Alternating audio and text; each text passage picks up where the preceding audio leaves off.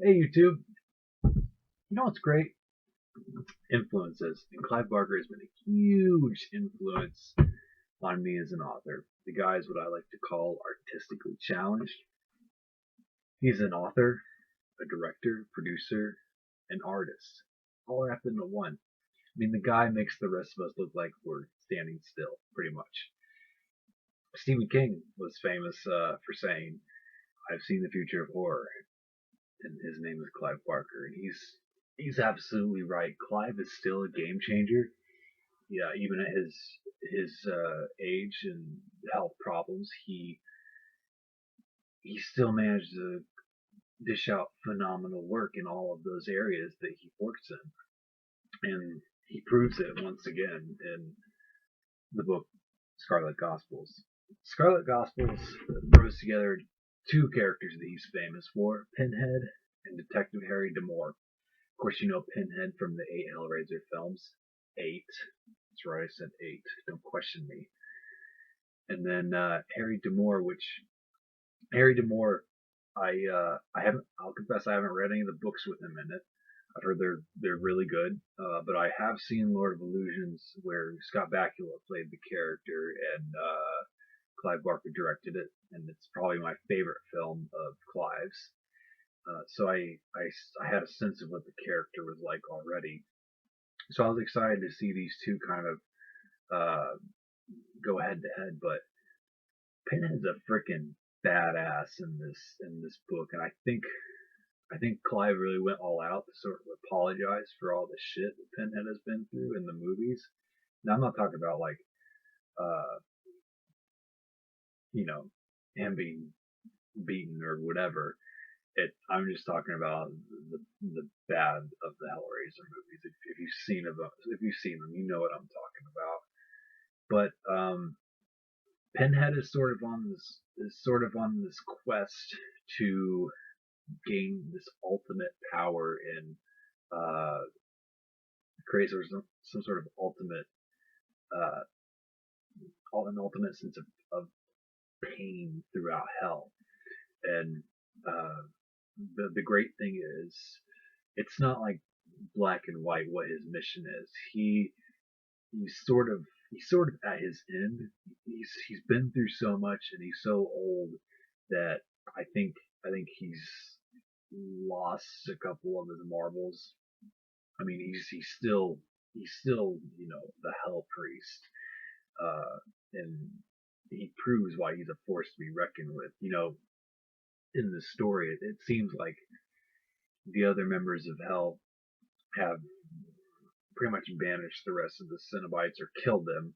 It's not really uh, it's not really explained, which isn't a weakness. I think that leaves a sense of mystery, and they don't really see him as a threat. And boy, are they wrong! Jeez, are they wrong? So Harry is kind of thrown into it when he comes across the puzzle box, and this goes to prove how powerful the puzzle box's magic and enticement is, because Harry's supposed to be this really strong detective. I mean, sure, he's he's only human and he has his flaws, but he's supposed to be this occult expert. And the thing is, the puzzle box entices him anyway, and he ends up opening up and solving it and summoning Pinhead and kind of being thrown through this whole adventure of his own. And he finds out what Pinhead is up to, and he knows he has to stop him. And I won't say too much more about the plot than that, other than close to the end of the book, there's probably, it seemed like a good 40 to 50 page fight between Pinhead and another higher power, which I won't say who, but there's this really cool fight.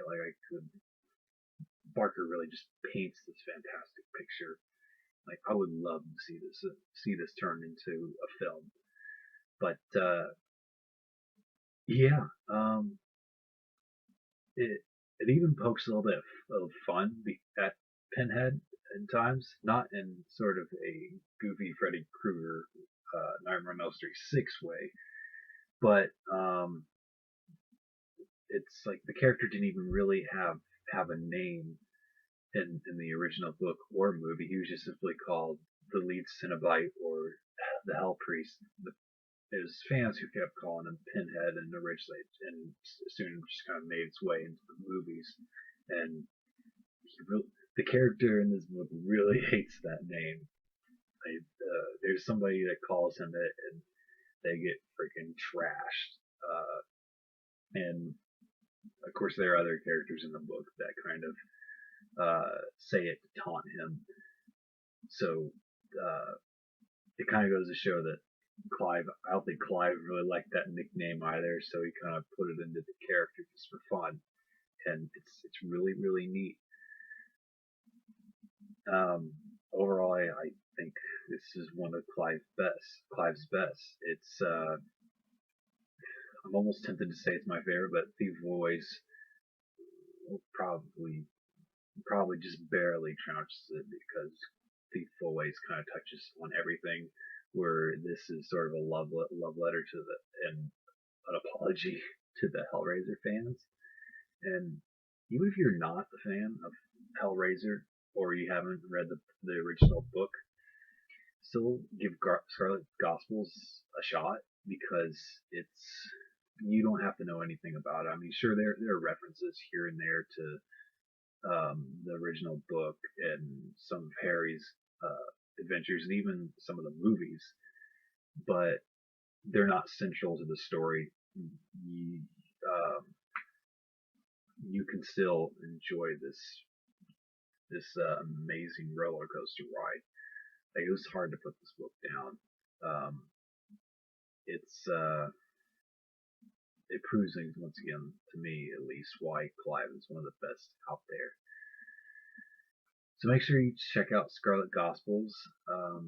Check out The Hellbound Heart, and if you haven't seen at least the original Hellraiser film, check that out too. I'll probably do a review of the 8 Hellraiser films at some point because I love them so much, and Doug Bradley's Pinhead, which I want to say real quick. You can feel Doug's presence in this book too. And I think it's the way that Clive writes him. He had Doug in mind, or at least that's my opinion. I think he had Doug in mind when he wrote Pinhead. Like, it felt like Doug's Pinhead. It didn't feel like it was a departure from that character. Like, I could easily picture Doug Bradley as Pinhead again, which was great. And yeah. If